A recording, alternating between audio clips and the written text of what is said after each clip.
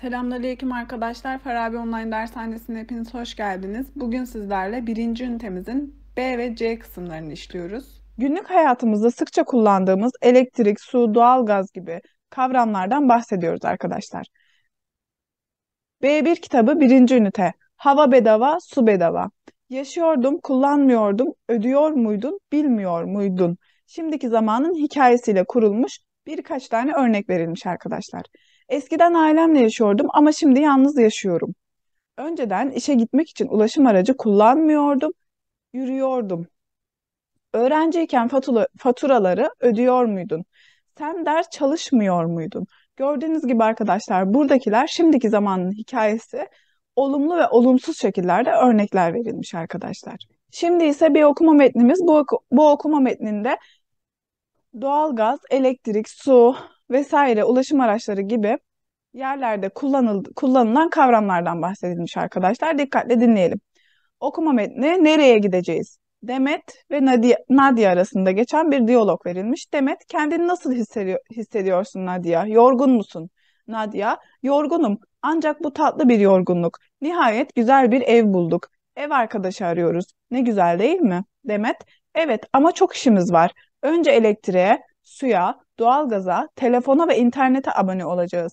Nadia, haklısın ancak bunların hepsi bir günde olmaz. Bence iş bölümü yapalım. Demet, bence de. O zaman ben elektrik ve suya abone olayım. Sen doğalgaz, telefon ve internete abone ol. Nadia, olur. Peki, elektrik ve suya nasıl abone olacaksın? Sen hiç yeni bir ev için abonelik işlemi yaptırdın mı? Demet, evet yaptım. İstanbul'da ise elektrik için TEDAŞ'a, su için İSKİ'ye gideceğim. Nadia, nasıl gideceksin biliyor musun? Demet, evet önce otobüs sonra tramvay kullanacağım. Peki sen bu işlemleri nasıl yapacaksın? Nadia, ben daha önce bilmiyordum ama arkadaşlarıma sorup öğrendim. Doğalgaz için İKTAŞ'a, telefon ve internet aboneliği için Türk Telekom'a gideceğim. Demet, peki nasıl gideceksin biliyor musun? Nadia, otobüsü kullanacağım ama daha önce burada hiç otobüse binmedim. Demet, otobüs için akıllı bilet yani Akbil kullanabilirsin. Akbil, vapur, tramvay, metro ve otobüs gibi ulaşım araçlarının yakındaki satış yerlerinde var ve bütün ulaşım araçları için geçerli. Nadia, benim Akbil'im zaten var.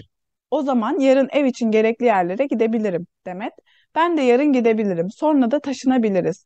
Peki, peki sonra faturaları nereye ödeyeceğiz biliyor musun? Nadia, bilmiyorum. Ailemin yanında faturaları ben ödemiyordum. Sen daha önce faturaları ödüyor muydun? Demet, evet ödüyordum. İstanbul'da faturalar fatura ödeme merkezlerine ya da bankalara ödenebiliyor. Nadia, ne güzel. Sen her şeyi biliyorsun. Yarın buluşuyor muyuz? Demet, evet buluşuyoruz. Yarın görüşmek üzere. Nadia, görüşmek üzere şeklinde burada iki şahıs arasında geçen bir diyalog verilmiş arkadaşlar.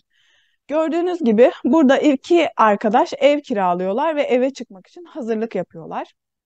Burada günlük hayatta kullandığımız terimlerden arkadaşlar elektrik, su, doğalgaz, akbil gibi kavramlar verilmiş.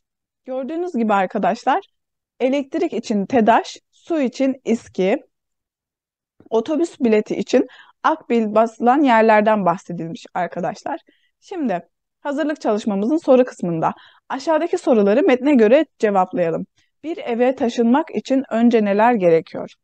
Gördüğünüz gibi arkadaşlar bu metinde de olduğu gibi Demet ve Nadia önce faturaları üzerine yapmak istiyor. Daha sonra taşınabileceklerini söylüyorlar. Sizce Nadia neden her şeyi Demet'e soruyor? Çünkü Nadia daha önce ailesinin yanında yaşamış. Metine dönüp bakacak olursak ailesinin yanında yaşamış. Demet ise daha önceden bu işleri yaptığı için daha tecrübeli arkadaşlar. Demet ve Nadia daha önce abonelik ve fatura ödeme işlemini yapabiliyorlar mıydı? Dediğim gibi Demet daha önce daha tecrübeli fakat Nadia ise ailesinin evinde bulunduğu için hiç fatura ödememiş. Akbil nedir ve nerede kullanılır? Akbil akıllı bilettir arkadaşlar. Otobüs için kullanılır. İstanbul'daki bir kişi faturalarını nereye ödeyebilir? Evet arkadaşlar burada metinde aynen bularak sizi göstermek istiyorum. İstanbul'da faturalar fatura ödeme merkezlerine ya da bankalara ödeniyor şeklinde burada açıklama verilmiş. Metne göre hangi işi yapmak için nereye gitmek gerekir eşleştirelim. Elektrik aboneliği için TEDAŞ'a gidilmesi gerekir. Su aboneliği için İSKİ'ye, doğalgaz aboneliği için İKTAŞ'a, telefon aboneliği için Türk Telekom'a gitmesi gerekir arkadaşlar. Sizin evinize hangi faturalar geliyor? En yüksek fiyatlı fatura hangisi? Evet arkadaşlar, günümüzde tüm faturalar maalesef ki çok yüksek fiyatlı. Ama en yüksek fiyatlı özellikle kış aylarında doğalgaz diyebiliriz. Çünkü doğalgaz özellikle günümüzde çok zor elde edilebilen ve de maalesef ki dışa bağımlı olduğumuz bir kaynak. O yüzden kış aylarında özellikle doğalgaz faturası çok fazla geliyor arkadaşlar. Ondan kalsa en fazla elektrik diyebiliriz. Çünkü evimizde her şeyimiz artık teknolojik, elektronik ve bu yüzden dolayı en çok elektrik faturası geliyor diyebiliriz. Şimdi dil bilgisi konumuzda şimdiki zamanın hikayesi var arkadaşlar. Az önce de görüldüğü gibi yapıyordum gibi. Hem şimdiki zaman hem de dı kullanılarak hikaye, yani şimdiki zaman hikayesi şeklinde anlatılmış. Şimdiki zamanın hikayesi geçmişte olan ve bir süre devam eden olayları anlatmak için kullanılır. Ayrıca geçmişte gerçekleşmesi çok yakın olup gerçekleşmeyen olayların anlatımında da kullanılır. Şimdi ben, sen, o, biz, siz, onlar şahıs eklerimizde olumlu, olumsuz, olumlu soru ve olumsuz soru olmak üzere çekimlenmiş arkadaşlar. Okumak fiili. Okumak, mak, mek yani mastar eklerim geliyor. Gördüğünüz gibi arkadaşlar okumak fiili çekimlenmiş. Okuyordum, okuyordum. R burada nedir arkadaşlar? Şimdiki zamanın. D hikaye. Okuyordum. Ben okuyordum. Sen okuyordun. O okuyordu. Biz okuyorduk. Siz okuyordunuz. Onlar okuyordu. Şimdiki zamanın olumlu çekimlenmiş hali. Şimdiki zamanın olumsuz çekimlenmiş hali. Ben okumuyordum, sen okumuyordun, o okumuyordu, biz okumuyorduk, siz okumuyordunuz, onlar okumuyorlardı. Olumlu sorusu ise ben okuyor muydum? Sen okuyor muydun? O okuyor muydu? Biz okuyor muyduk? Siz okuyor muydunuz? Onlar okuyorlar mıydı? Neydi arkadaşlar? Mı, mi, mu, mü soru ekimizde. Olumsuz soru. Okumuyor muydum? Ben okumuyor muydum? Sen okumuyor muydun? O okumuyor muydu? Biz okumuyor muyduk? Siz okumuyor muydunuz? Onlar okumuyorlar mıydı? Şeklinde çekimlenmiş arkadaşlar. Aşağıdaki boşlukları örneklerdeki gibi dolduralım. Çocukken evimizin bahçesinde oynuyorduk desek olmaz arkadaşlar. Buradaki A daralmaya uğrayacak. Çocukken evimizin bahçesinde ne olacak arkadaşlar? Oynuyorduk şeklinde olacak. Önceden gök gürültüsünden çok korkuyorduk olmaz, korkuyorduk olacak arkadaşlar. Küçükken et yemiyordum ama şimdi eti çok seviyorum. Burada herhangi bir değişim söz konusu değil arkadaşlar. Direkt yemiyordum. Mı mi mu mi olumsuzluk. Yordum da şimdiki zamanın çekimlenmiş hali. Onu ilk defa görüyorum. Sen daha önce onu tanıyor muydun şeklinde şimdiki zamanın soru ekiyle e, bu cümleyi tamamlamış olduk. Öğrenciyken çok kitap okuyordum ama şimdi zaman bulamıyorum. Ne arkadaşlar? Şimdiki zamanın hikayesi. Pınarlar buradan taşındı. Biliyor musun? Sen biliyor musun? Pınarlar buradan taşındı. Sen biliyor muydun? Bir zamanlar annemi anlamıyordum. Bugünlerde çok iyi anlıyorum. Siz daha önce Ankara'da oturmuyor muydunuz? Gördün mü? Araba neredeyse adama çarpıyordu. Eve girdim, annem mutfakta yemek yapıyordu. Gördüğünüz gibi arkadaşlar hepsi şimdiki zamanın soru eki, olumlu eki ve olumsuz ekiyle tamamlanmış cümleler arkadaşlar. Dinleme metnimizde Demet ve Nadia bir evde oyun oynuyorlar. Onları dinleyelim. Aşağıdaki servisleri telefon numaralarıyla eşleştirmemiz istenilmiş arkadaşlar. Biliyorsunuz ki biz normalde videolarımızda dinleme metlerini bulundurmuyoruz. Ama ben bu kitapta size Şubat ayından itibaren 110, 112, 155, 156, 186, 187 gibi ihbar hatlarının hepsinin 112'ye bağlandığını söylemek istiyorum arkadaşlar. Tek bir acil numaraya bağlanarak şikayetinizi bildirebilirsiniz. Dinleme metnimizden sonra Birinci ünitemizin C kitabına geçiyoruz. C bölümüne geçiyoruz arkadaşlar. Yeni bir hayat, yeni bir şehirde hayat. Gelirken, evdeyken, gitmişken, konuşuyorken, sıcak, çıkacakken, gençken, çocukken şeklinde yine zarf fiillerimiz verilmiş arkadaşlar. Okula gelirken arkadaşımı gördüm. Kahvaltımı evdeyken yaptım. Kantine gelmişken bana bir çay al. Müdür bey konuşuyorken sekreter içeri girdi. Tam evden çıkacakken telefonum çaldı. Ayla Hanım gençken çok güzelmiş. Biz çocukken her gün parkta oynuyorduk şeklinde ken zarf fiilini kullanılarak cümleler kurulmuş arkadaşlar. Evet arkadaşlar, C bölümümüzün dil bilgisi konusunda zarf fiiller konusunu ele alıyoruz. Bu zarf fiil sonuna geldiği kelimeye durum ve zaman anlamı katar.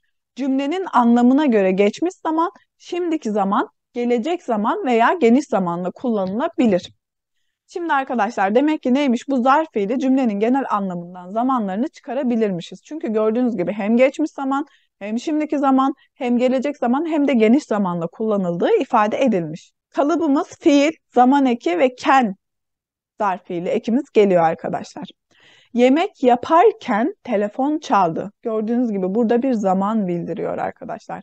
Bir işi yaparken anlamı var. Otobüse yetişmek için koşarken, hazır elin değmişken benim tabağımı da mutfağa götürür müsün? Babam çocukken çok yaramazmış. Gördüğünüz gibi babam çocukken burada bir geçmiş zaman anlamı var. Düşecekken ablam kolumdan tuttu. Tam evden çıkacakken karşı komşumun misafirliğe geldi. Tatlı tatlı sohbet ediyorken birdenbire tartışmaya başladılar. Tatlı tatlı sohbet ediyorken. Hastayken bana en çok Bahar yardım etti. Geçmiş zamanda hastayken en çok Bahar yardım etmiş. İstanbul'dayken her hafta balığa gidiyorduk şeklinde ken zarf fiilinin nasıl zaman bildirdiğini bu şekilde görmüş oldunuz arkadaşlar. Şimdi ise aşağıdaki boşlukları örnekteki gibi doldurmamız istenmiş arkadaşlar. Neydi örneğimiz? Zarf fiildeki ken ya da yeken şeklinde kaynaştırılmış haliyle verilmişti. Ders çalışırken müzik dinlemekten hoşlanmıyorum. Film izlerken bir şeyler atıştırmak hoşuma gidiyor. Eskiden işe git erken dersek arkadaşlar, gitken ya da git erken dersek buradaki T değişmeye uğrayacak. Giderken şeklinde yazacağız. Türkiye'de iken çok güzel yemek yedim. Hepsinin tadı damağımda. Alışveriş yaparken pazarlık ediyor musun? Geçen gün salata yaparken parmağımı kestim. Ben evde yokken postacı gelmiş. Hastayken arkadaşlar şimdi şöyle yazalım. Hasta iken. Bu arkadaşlar hastayken şeklinde yazılır arkadaşlar. Hasta aslında burada hastayken eki gelecekken buraya bir kaynaştırma harfi geliyor ve hastayken şeklinde. Hasta iken, ben Türkiye'de iken, Türkiye'deyken buradaki y arkadaşlar araya kaynaştırma oluyor. Annem çocukken çok yaramazmış. Tophaneden geçerken İstanbul Üniversitesi Dil Merkezi'ne uğrayıp beni de alır mısın? Tam evden çıkarken telefonum çaldı. Markete giderken bana da bir gazete alır mısın? İstanbul'dayken her hafta sonu Taksim'e gidiyordum. Televizyon izlerken elektrikler kesildi. Dışarıya çıkmışken alışverişte yaptım şeklinde örneklerimizi tamamlıyoruz arkadaşlar. Birinci ünitemizin dinleme metni ve de kelimelerimizi arkadaşlar birinci ünitemizde sonlandırmış bulunuyoruz. Evet arkadaşlar birinci ünitemizde zarf fiillerle konumuzu bitirmiş bulunuyoruz. Bir sonraki ünitemizde isim fiillerle görüşmek üzere. Hepinize Allah'a emanet olun. Kendinize dikkat edin.